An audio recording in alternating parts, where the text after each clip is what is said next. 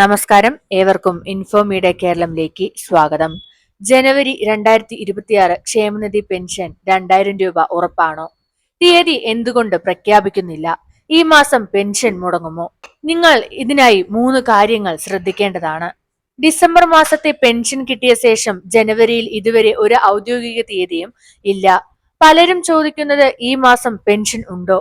2000 രൂപ തന്നെയാണോ പെൻഷൻ? തിരഞ്ഞെടുപ്പ് വന്നതുകൊണ്ട് മുടങ്ങുമോ? ബാങ്കിൽ വരുമോ അതോ വീട്ടിൽ തന്നെ കൊണ്ടുവന്ന് തരുമോ?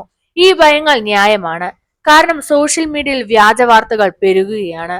കേരള സർക്കാർ 2025 അവസാനത്തോടെ മുഴുവൻ കുടിശ്ശികയും തീർത്തു.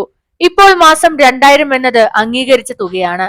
സർക്കാർ പ്രഖ്യാപിച്ച നയം അത് മാസം തന്നെ പെൻഷൻ വിതരണം ചെയ്യണമെന്നാണ്. അതായത് ജനുവരി പെൻഷൻ ജനുവരിയിൽ തന്നെ വരണം. കഴിഞ്ഞ വർഷങ്ങളിലെ ട്രെൻഡ് നോക്കുമ്പോൾ 20 മുതൽ 25 വരെ കൂടുതലായും വിതരണം ആരംഭിച്ചിട്ടുള്ളത്.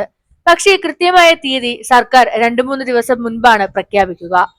ഇതുവരെയും സർക്കാർ ഏത് ദിവസമെന്ന് പ്രഖ്യാപിച്ചിട്ടില്ല.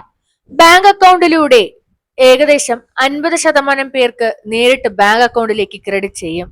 വീട്ടിലെത്തി വിതരണവും ഉണ്ടാവും. സഹകരണ ബാങ്ക് ജീവനക്കാർ വീടുതോറും എത്തി പെൻഷൻ നൽകുന്നതായിരിക്കും.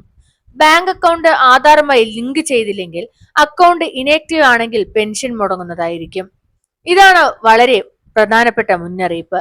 ഈ മാസം പെൻഷൻ ഇല്ല, 2000 കുറയ്ക്കും, ഫെബ്രുവരിയിലേക്ക് മാറ്റിവെക്കും, ചിലർക്കേ പെൻഷൻ ലഭിക്കുള്ളൂ. ഇതെല്ലാം വ്യാജ വാർത്തകളാണ്. സർക്കാർ ഒന്നും ഔദ്യോഗികമായി ഇങ്ങനെ പറഞ്ഞിട്ടില്ല.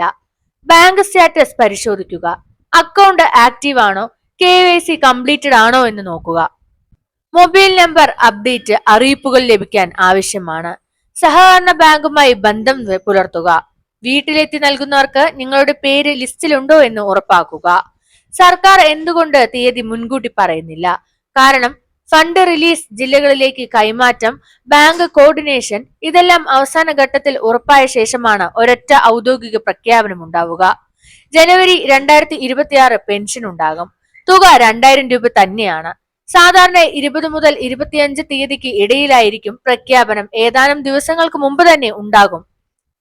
ഈ പെൻഷൻ ഒരുപാട് കുടുംബങ്ങളുടെ ജീവിതത്തിന്റെ ആശ്രയമാണ്.